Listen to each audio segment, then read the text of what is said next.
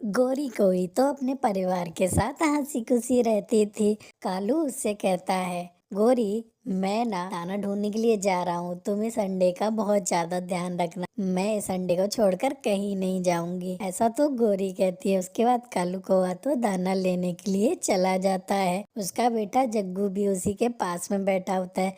मामा, मैं नदी पर पानी पीने जा रहा हूँ, उसके बाद आकर मैं भाई का ध्यान रखूंगा। आप अंडे का बहुत अच्छे से ख्याल रखना। ऐसा जग्गू अपनी माँ को बोलकर नदी पर चला जाता है। गौरी कोई तो सोच में डूबी थी। अरे यार, मेरी दोस्त रानी की तबीयत तो बहुत ज्यादा खराब है, मुझे भी उसे देखने जाना था, लेकिन मैं अपने इस अंडे का ध्यान कैसे रखूं? इस अंडे को कौन देखेगा? तभी उसे ख्याल आता है, क्यों ना मैं टूनी से कह दूं, जिसका घोंसला मेरे बगल में ही है, वो तो मेरे अंडे का बहुत अच्छे से ध्यान रख लेगी। जब तक गौरी टूनी के पास जाती है, आप चैनल को सब्सक्राइब कर दो, वीडियो को लाइक कर दो और प्यारा सा कमेंट कर दो प्लीज।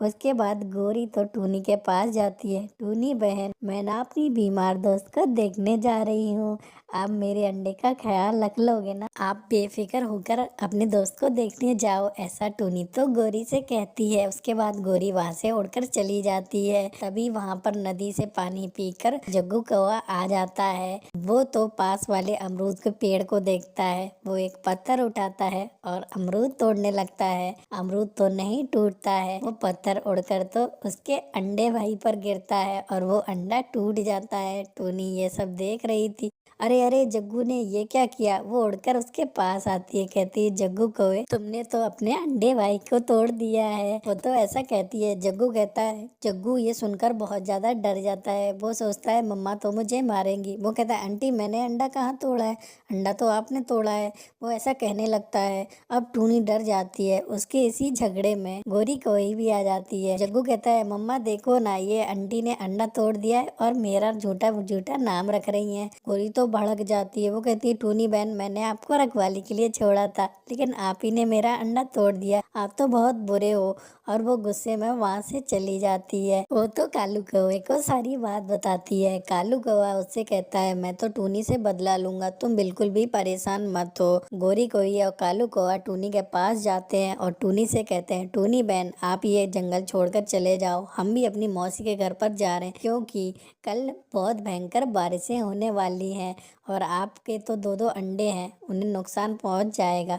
तो टूनी कहती है, आपका शुक्रिया गौरी बहन और कालू कौवे, जंगल में भयंकर बारिशें होने वाली है, मुझे तो ये जंगल छोड़ देना चाहिए। ऐसा तो टूनी सोचती है। उसके बाद उड़कर वो दूसरे जंगल चली जाती है। वहाँ पर वो खाली घोंसला देखती है और उसी में अपने अंडों को रख लेती है। वो कुछ देर तो ऐसे ही बैठती है, तभी भयंकर से बारिशें आ जाती हैं और उसका घोंसला टूट कर नीचे गिर जाता है। वो तो बहुत रोने लगती है, क्योंकि उसके अंडे भी टूट गए थे। वो कहती है, कालू कौवे और गौरी कौवे ने मुझसे बदला लिया है और मुझे धोखा दिया। यहाँ तो कोई भी नहीं था और मैं उनके झांसे में आ गई, मेरे अंडे भी टूट गए। वो तो ऐसा रो रही थी। कुछ दिन तो ऐसे ही गुजर जाते हैं। एक बार कालू कौवा अपने परिवार के साथ पहाड़ों के पास दाना चुगने के लिए जा रहे होते हैं। वहाँ पर एक जगह वो दाना चुगते हैं।